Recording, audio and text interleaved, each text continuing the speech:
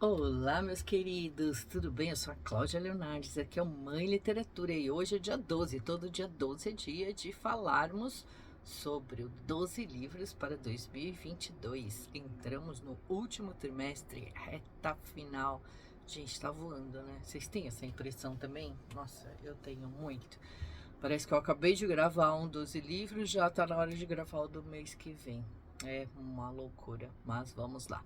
Então, hoje trouxe aqui o livro de outubro, um livro sombrio, um livro que me tira da minha zona de conforto. O Silêncio da Casa Fria, da Laura Purcell. Uma edição muito bonita da Dark Side Books, que sempre arrasa nas edições. A Carias está aqui brincando.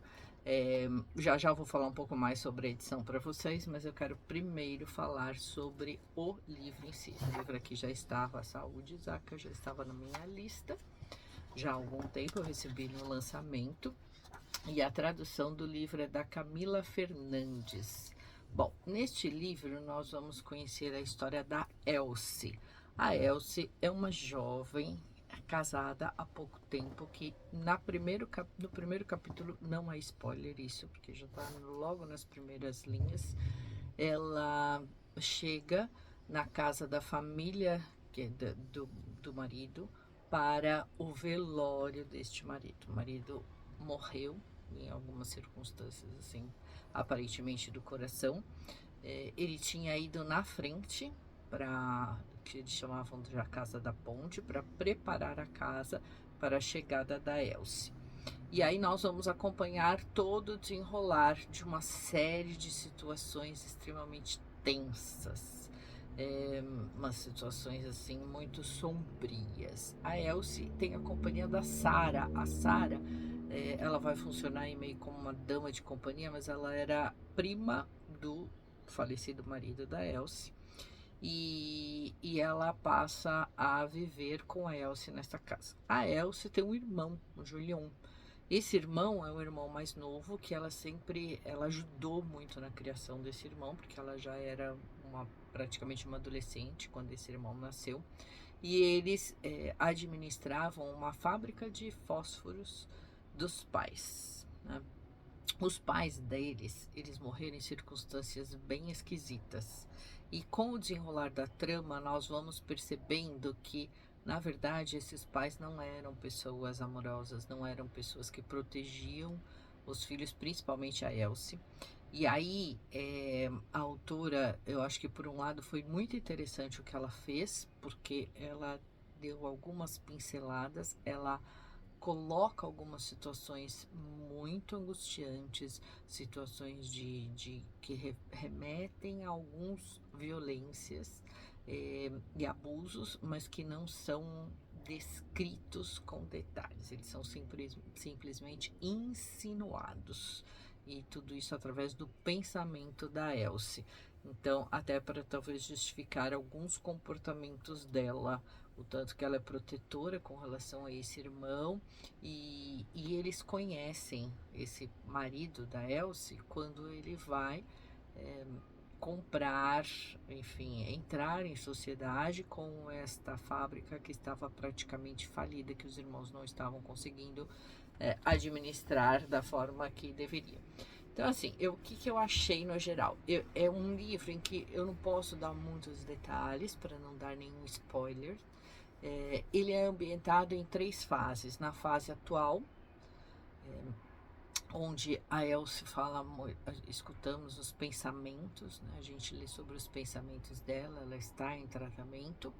A fase da Casa da Ponte, onde desenrolou todo o drama, e uma fase anterior ainda, que elas descobrem através de um diário que é encontrado nessa Casa da Ponte. É uma casa que os habitantes da região não querem nem chegar perto, porque ela tem um histórico de ser assombrada, uma história de uma bruxa, de fantasmas.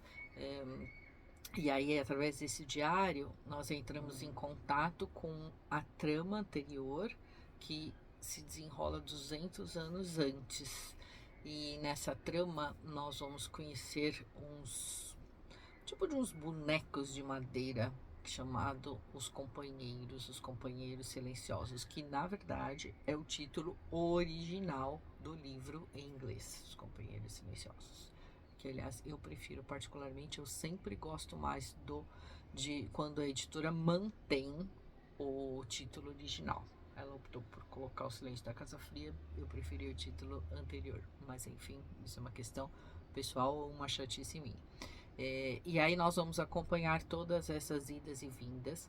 É um livro que me prendeu muito a atenção, é uma leitura muito fluida, mas se o leitor não gostar dessa coisa que a Laura traz, assim, de insinuações, tem leitor que precisa ter certeza do que aconteceu. Ele não vai encontrar essas certezas aqui nesse livro, nem do desenrolar da trama e nem da sua finalização.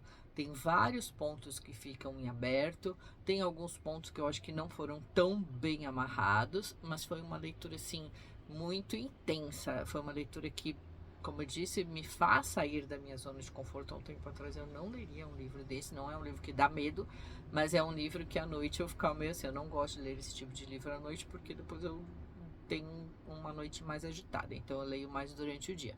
Mas foi uma leitura assim muito rápida, eu fiquei desesperada para saber o que ia acontecer. Então ela prendeu muito a minha atenção. Agora, esse universo sombrio, esse universo até meio onírico, mas um onírico de pesadelo, ele me agrada. Eu acho que é uma distração bem legal. Não é todo mundo que gosta, mas eu tenho descoberto que eu gosto. Tem algumas ressalvas do desenrolar da trama, mas a escrita dela é muito gostosa, muito fluida, e foi uma leitura interessante. Dou 3,5 de 5 para esse livro, 3,5 estrelinhas de 5, e acho que valeu a leitura. Quero falar um pouquinho sobre a edição. Olha essa capa, edição de capa dura. As edições da Dark são maravilhosas, do selo Dark Love, que fala sobre autoras, então aqui, né, que remete aos fósforos, a incêndio. Então é uma edição muito bonita, o fitilho preto. Realmente, assim, eu gostei. Eu sempre fico muito encantada com as edições da Dark.